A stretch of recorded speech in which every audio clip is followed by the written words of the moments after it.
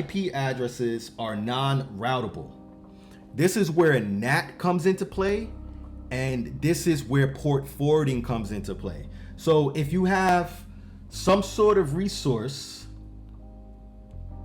I'm not even gonna configure port forwarding on Packet Tracer right now, but if you have some sort of resource over here on this side, right? Let's say, just for sake of, let's just put this here. Really not that big of a deal. We're just doing this to draw a diagram. Not really that serious. Remember, this is all A+ CCNA stuff, right? So boom, CCNA. This server has a NIC.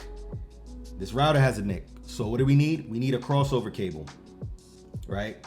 Also, you know what else is CCNA? Two-way reachability. That's something that you're really going to be learning with ping and traceroute. You need to know that stuff, right? So say you need to reach a resource right here, right? A server through secure shell, right? So say this is, I don't know, let's just choose a random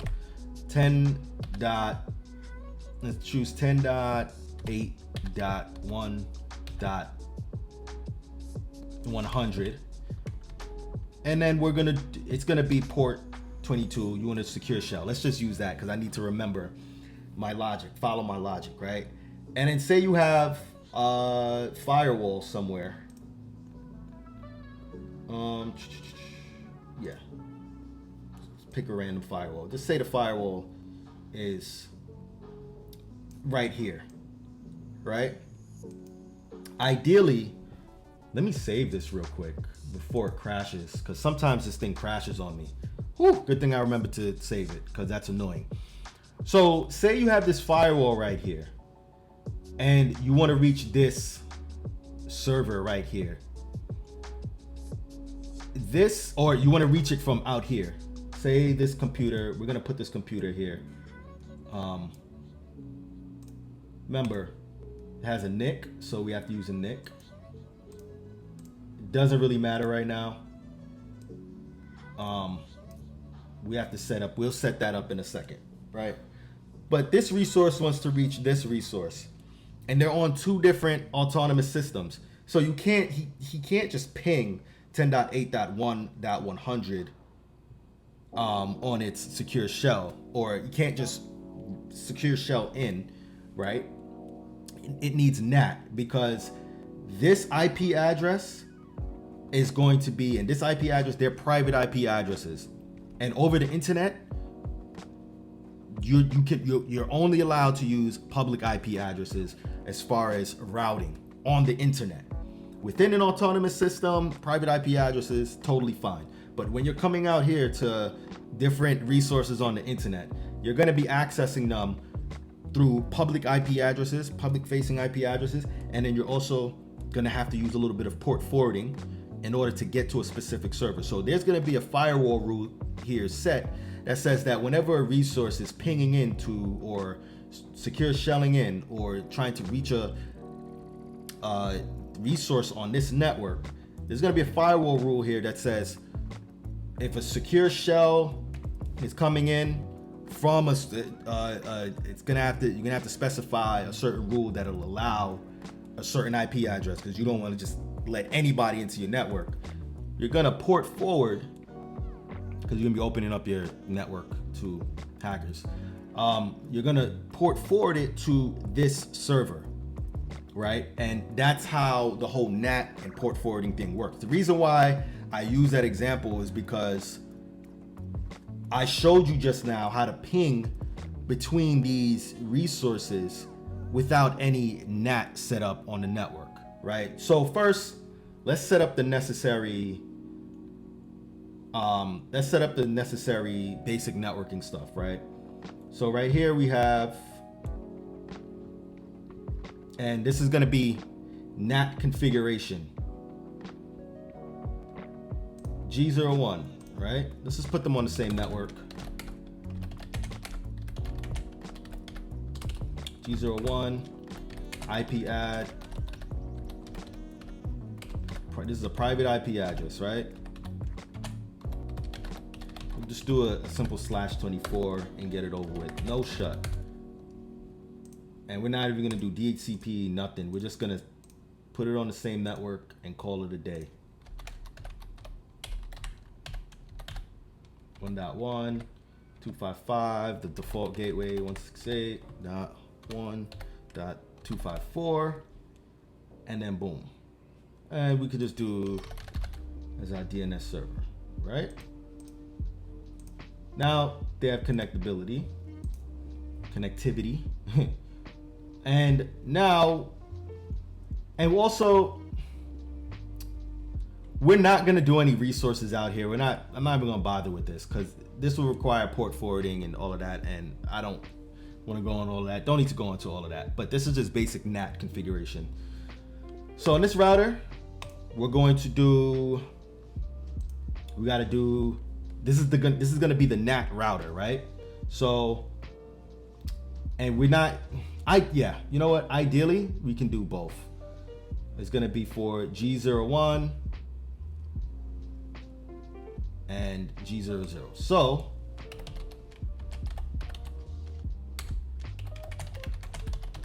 these are gonna be the inside, because this is our inside facing interfaces, right? And G02 is gonna be our outside facing interface, internet facing interface, right? So we got IP-NAT inside, IP-NAT inside for these two interfaces that are on the inside of our network, right? So ideally, if this host wants to ping out to the internet or communicate out to the internet, it can do it through two paths. It can go this way or it could go this way, but ideally it would go this way, right? Out here, right? And also the reason it's able to do that is do show IP protocols. This is also something that's very important for CCNA. It is an autonomous system boundary router, right? That's something that you should know for the CCNA as well. Also, get real comfortable reading routing tables, but you should be able to tell which router is the ASBR as well, right? So, what are we doing now? Okay, so we set up the inside and the outside interfaces. Now, we need to set an access list that will allow translation of the IP addresses, the source IP addresses, to the public IP address, right? So how we do that is IP access lists. Another thing you need to know for the CCNA. This is all on your exam objectives, by the way. IP access list, IP access list standard 1, because I'm using named ACLs, right? And permit any. You can use the old configuration as well, right? No, I wasn't supposed to do it like that. I wasn't supposed to be in the interface. Let's see if it screws it up. No, I don't think it screwed it up. Nope, I didn't. I didn't. Okay, it should be all good. All right, now that you have that, you're going to use a command that'll specify we're gonna use PAT. We're gonna use NAT overload, right? Port address translation, which will allow for us to map many IP addresses to one public IP address. And this is the command: IP-NAT inside source list 1, not 12, 1, because you got the 1 here. And then you're gonna have interface G02 overload. And that'll allow for the mapping of multiple private IP addresses to the one public facing IP address, right? So there we have it. We set up NAT on this router. Now we need to do the same thing for this router here, right? Let's go through and do the same thing, right? So we have two public, we got two LAN facing interfaces, G00, and this is probably,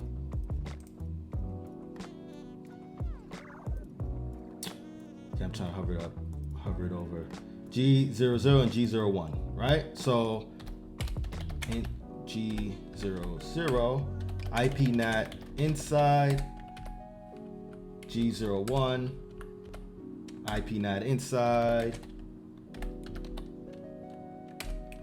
IP NAT outside, and then we're going to do the access list, right? IP access list standard 1, permit any, and you can use access lists for many things, to block traffic, to translate traffic, which is what we're doing here, and you can also use it for QoS, quality of service. Oh, that tea is good, even though it's getting a little cold. Forgot it was there. Now, we have to issue the overload command, right? Exit IP NAT inside source list 1 int G02 overload. Now, let's look at something real quick. Show IP NAT translations.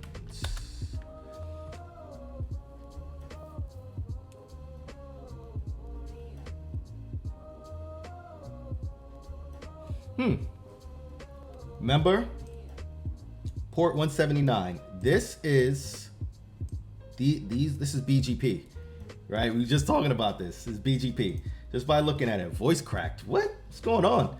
I'm well past puberty. What's going on? So we see that these routers, they communicate with each other on a regular basis, right?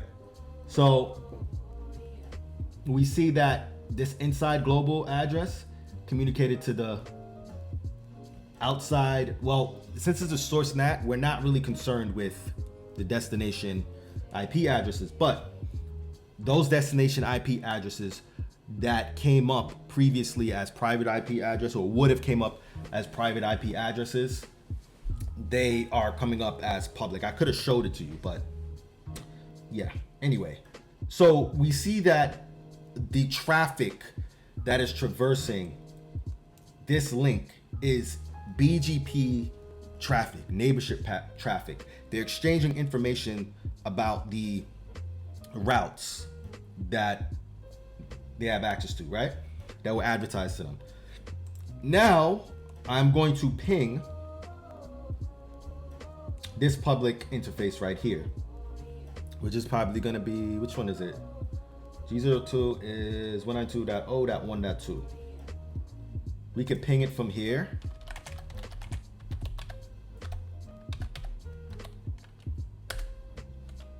Oops, I did do ping because I always ping from inside. Boom, success, right? Now, show IP NAT translation. See? It's pinging out, pinged out, right? It pinged from this router, one router to the next router, right?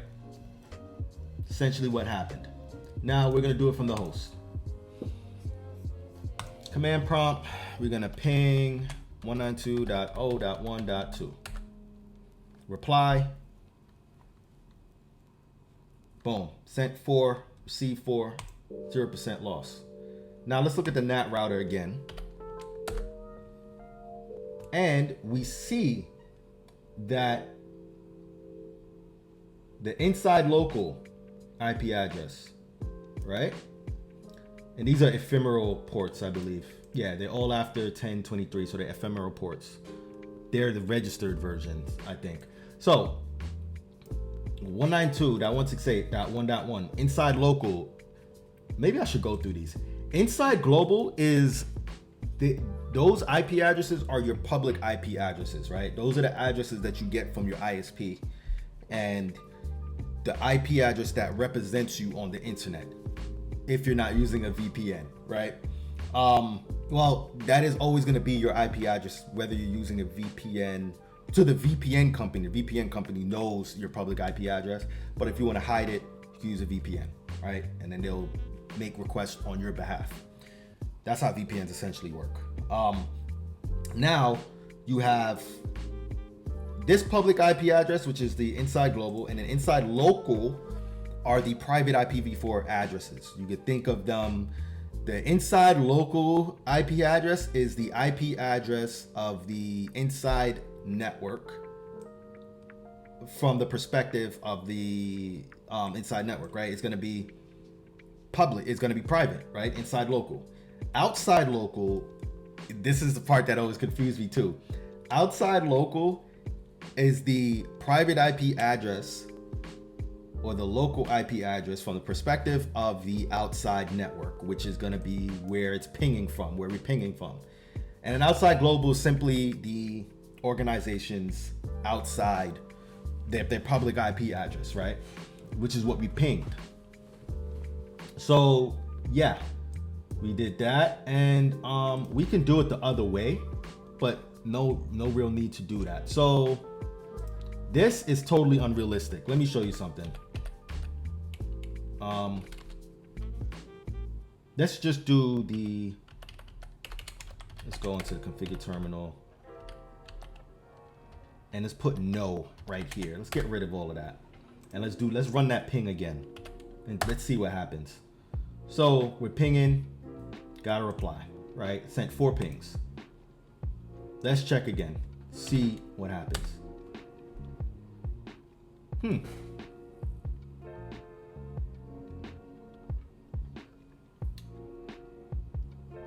Oh wait, no, that's not what I wanted to do.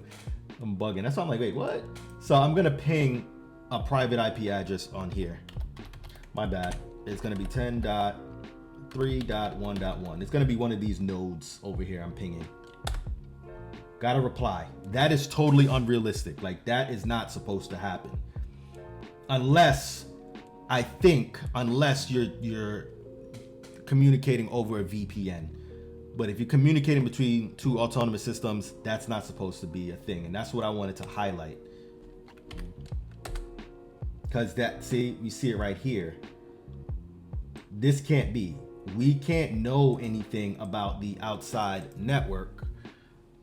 Like, this is not an outside global network. This is a private IP address, which is not routable on the internet, right? So that's essentially all I wanted to show you guys. I'll put this back the way that it was before.